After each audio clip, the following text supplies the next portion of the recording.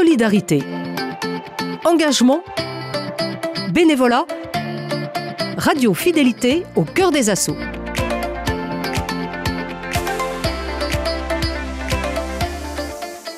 Cette semaine, dans Au cœur des assos, nous allons à la rencontre d'une association orvaltaise, Écoterre Orvault, créée par 2 lycéens en 2023.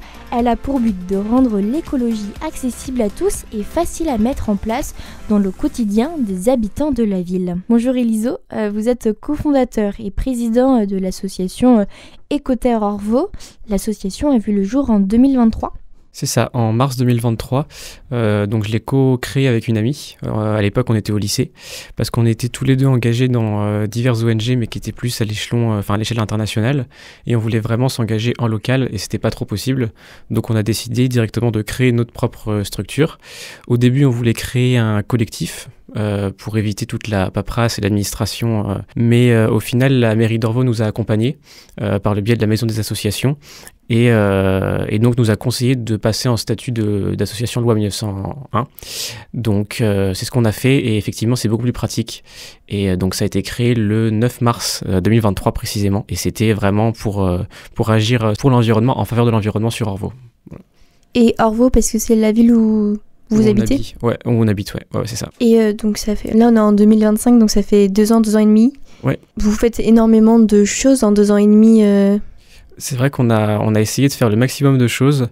Nous, on se mettait une sorte de barème d'échelle avec 2 à 3 actions par mois environ. L'action la plus importante, c'est les ramassages de déchets. Avant, on en faisait 1 par mois environ. Sauf qu'en étant étudiant et avec toutes les contraintes autres, on ne pouvait pas tenir le rythme de 1 ramassage par mois. Donc là, on a changé, on est passé à 1 par trimestre environ, avec des gros événements comme le World Cleanup Day, le Mégoton, ce genre de choses. Mais voilà, donc grosse action, c'est ramassage de déchets. Sinon, on en fait aussi beaucoup d'autres. Mais c'est vrai que en 2 ans, quand on prend le bilan un petit peu de ces 2 ans, jamais on aurait cru faire autant de choses et d'avoir autant d'opportunités grâce à Écoterre Orvault. Quand tu parles d'opportunités, c'est quoi ces opportunités ? Par exemple, on a pu participer à la Folie des plantes grâce à Écopole. Là, on va, pareil, grâce à Écopole aussi, on va participer à des bords de Loire.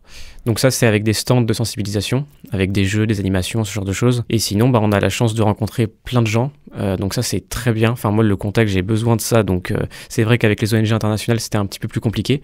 Mais là, avec le local, la proximité avec les gens, il y a quelque chose, enfin, il y a vraiment quelque chose de différent et c'est très... On adore ça, nous, avec l'association. Donc, c'est pour ça qu'aussi, on a créé Écoterre Orvault. Et pour les auditeurs, tu peux expliquer rapidement c'est quoi Écopole ? Oui, j'ai pas expliqué, pardon. Écopole, en gros, c'est une structure des CPIE de Pays de la Loire. Il y en a dans quasiment chaque région. Et ça rassemble les structures. C'est un réseau de l'environnement. Donc, ça rassemble toutes les structures dédiées à l'environnement sur, du coup, la Écopole sur Pays de la Loire. Voilà, sur Nantes.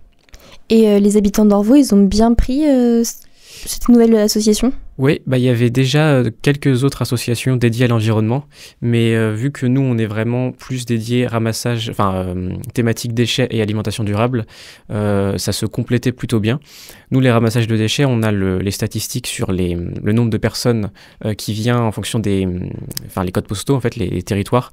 Et c'est vrai qu'au début, il y avait très peu d'Orvaltais, donc on comprenait pas trop pourquoi, parce que étant une association orvaltaise, on se posait la question de pourquoi les Orvaltais ne participent pas, mais au final, en fait, il a fallu faire de la communication, etc. Et de fil en aiguille, maintenant, on a, je dirais, 75% d'Orvaltais qui participent à nos actions. Mais c'est vrai qu'au début, c'était davantage les Herblinois, les Nantais, il y en avait même qui venaient de Vendée, etc.